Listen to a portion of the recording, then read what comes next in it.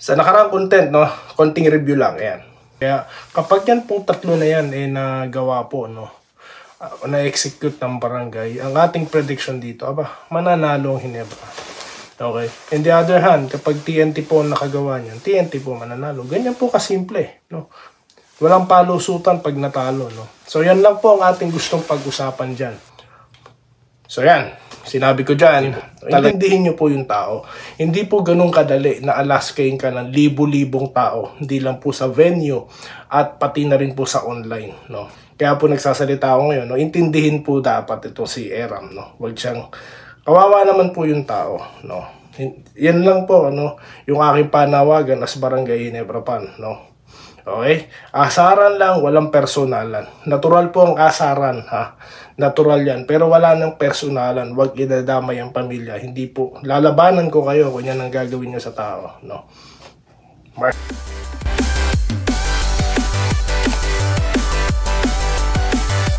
Yo, what's up? Welcome back dito po sa Tenrica Doy TV Sports. Well, ang ating pag-uusapan na, continuation lang po, okay, ng ating naging topic about dito sa Barangay Ginebra na pagkapanalo nila ng Game 2, okay, at paano ito i-carry out hanggang Game 3, okay.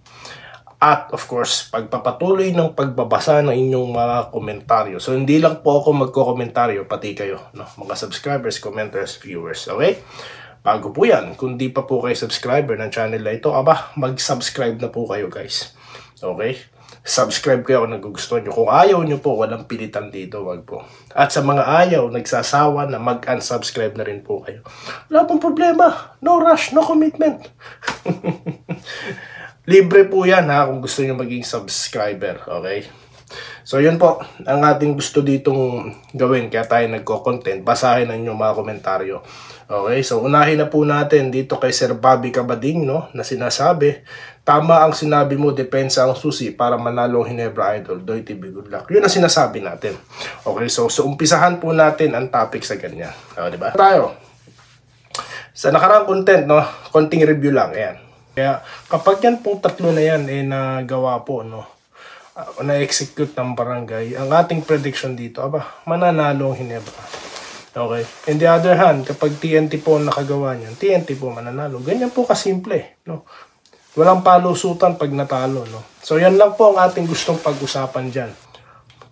So yan, sinabi ko diyan, talaga, no, yung aking prediction, no, na depensa talaga inuna ko. Dahil diyan po magsisimula ang opensiba, ang fast break, no. Maraming bagay ang masisimulan diyan. Okay? Yan ang importante, yan din ang makokontrol, 'di ba? So yan. Pangalawa na yung offense diyan, 'di ba? Pangatlo yung intensity. Nakita nyo po ang intensity, 'di ba? Ni Holt, ni Malonzo. Nakita nyo halos mag-iskisa na yung mga labi nila, no? So, ganyan po, kung ganyan kataas ang intensity, energy, yan po ang mangyayari. Yan ang aking sinabi sa nakang prediction. Yung mga tanga, bobo, no, or hindi naman siguro nanood, sinasabi mali daw ako. Yun po ang tinuturo ni Doy TV sa mga viewers po, na manood muna, makinig.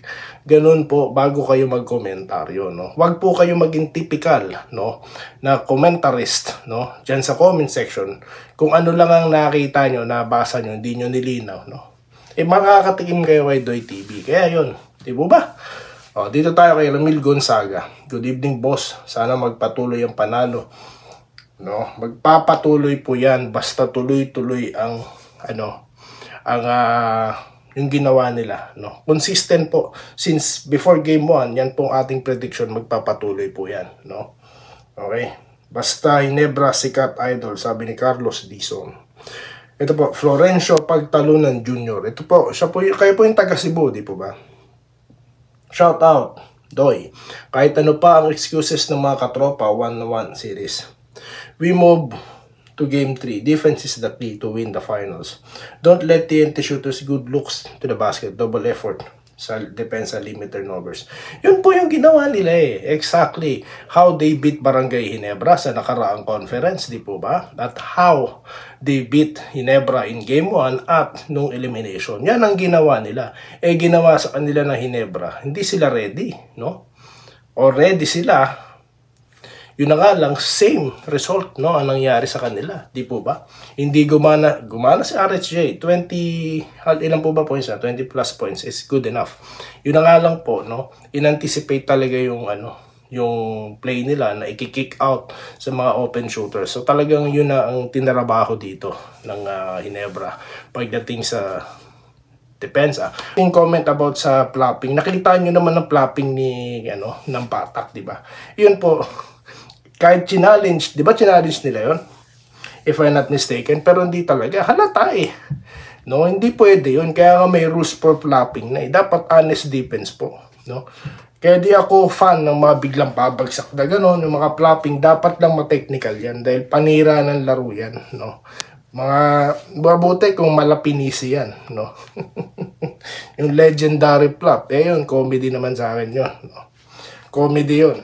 Pero yung mga ganong klase, di ka na laro, biglang mag-aarte ng ganon, hindi po ako mahanga sa mga player na gumagawa nun, no? Hindi po yung kagalingan sa pagdepensa, no? Peke po yun para sa akin. Di tayo ha. Kaya Armando De Leon na masaya, nananalo, no? Pero masaya daw siya kasi si JB nagtagalog. At talaga po, hanapin nga natin yung clip na yan ha. Basa daw po yung bola. Ay, Ma'am Irene Kill, shoutout po ha. Oo, ba't siya ganon, sinipa. Totoo, yung basurahan, no? Well, yun nga po, salamat po sa inyong pag-congratulate. Okay, pag-usapan natin muna saglit lang itong pagsipa, no? Well, frustration po yun at talaga pong sama ng loob niya. He has to release, no? Buti nga, hindi sa tao eh. Oh, di ba? Pero wala po tayong magagawa, no? We can't judge the person kung may masama siya. Ako din po, minsan pag masama loob ko, napapasalita ako, no? Let's be honest, let's be true to discuss. Pag minsan galit tayo, minsan lumalabas talaga yon. Di po. Intindihin nyo po yung tao. Hindi po ganun kadali na alaskain ka ng libo-libong tao. Hindi lang po sa venue at pati na rin po sa online, no? Kaya po nagsasalita ako ngayon, no? Intindihin po dapat ito si Eram, no? Wag siyang, kawawa naman po yung tao, no? Yan lang po, yung aking panawagan as Barangay Ginebra Pan, no? Okay? Asaran lang, walang personalan. Natural po ang asaran, ha? Natural yan. Pero wala nang personalan. Huwag idadamay ang pamilya. Hindi po. Lalabanan ko kayo kung yan ang gagawin nyo sa tao, no? Mark my word, guys. Dito tayo, ha? Kay Arnel Kayubit. Ayan. Ayos, idol. Nakatabla na Ginebra. 1 man. Sana tuloy-tuloy ang panalo. Ginebra daw po sa tingin niya ang magka-champion. JB, natawa ako sa sinabi niya basabol. Hanapin natin yan mamaya sa Randy. At shoutout muna ha, dito kay Sir Joseph Pineda, okay, kay Attorney Willie Bardahe, ayan. Okay, Sir Alejandro Tronson, Alejandro Valeriano, ayan. Si MC Derek, okay. Si, ito po, si Sir, sino pa ba? Ma'am Minerva Jaba, no? Galing nyong mag-analyze. Ay, salamat naman po, no, Ma'am Minerva. Maraming salamat na laging nanonood, okay? Rodante Sabida, no, si Poy Eram. Yun nga po. Pero yun po, no, alam niyo po, ang maganda pong response, no, sa mga ganyang klase ng pag-uugali, guys, yung maging, lang, maintindihin tayo, positive, no? Kasi po, kung opposite, no, you just added fuel to the fire, no? Kaya po yun din ang panawagan ko sa fans ng Ginebra. Huwag naman too harsh sa tao. Di po ba? Pwede po ba yun? Pwede po ba yun? Okay. Naku po, napakarami po talaga na nagko-comment. Kulang talaga ang content natin. Ma'am Sahara, Ma'am Maharot, ha? Wilfredo Bautista, Raymond Manatica, Jesse Vasquez, at si mga taga, mag-asawang Vasquez din po dyan sa, sa Canada, ha? Ito pala si MC Derek. O, yan. Okay? Since day one. Yun na nga sinasabi ko. Kahit hindi nagko-comment, alam ko, isa sila talaga. Alam nila yan yung story na ito ng Doy TV. Ito po, si Malyari Mascareñas, no? Nagte-thank you, no? Remaining finals game ninyo. 1 game at a time. Ayan. Noel Basbas, no? Pero yun nyo, Sir MC Derek, no? Naalala nyo? Nung magkakausap tayo, no? Tayo lang magkakausap. Ngayon, tignan nyo. Daan-daan kada comment, no? Ang binabasa ko at talagang yun. Sa next, kaya nga po ang content ko, actually, nag-decide po ako, isang beses na lang po ako magko-content kasi busy rin po ako dahil ako yung nagtatrabaho po dito dahil di ko naman po talaga trabaho ang vlogging. No? Pero dahil po sa comments, no, dinadalawa ko po kada araw, no, isa sa gabi, isa sa umaga, para po lang magkaroon ng pagkakataon din makabasa ng comments. Dahil ako po, bilang viewer din noon, nakakatuwa po, no, na binabasa yung mga comments. I really appreciate that. At sabi ko nga, if I have my own channel someday, babasahin ko yung mga comments. At ito na po yung ginagawa ko ngayon. Okay, kaya yun lamang po guys. Maraming salamat sa inyong pagsuporta at magkita-kita po tayo sa mga susunod na video content. Dito lamang po sa Den Ricardo TV Sports Puli. Maraming salamat sa inyong panonood. Salamat po sa panonood.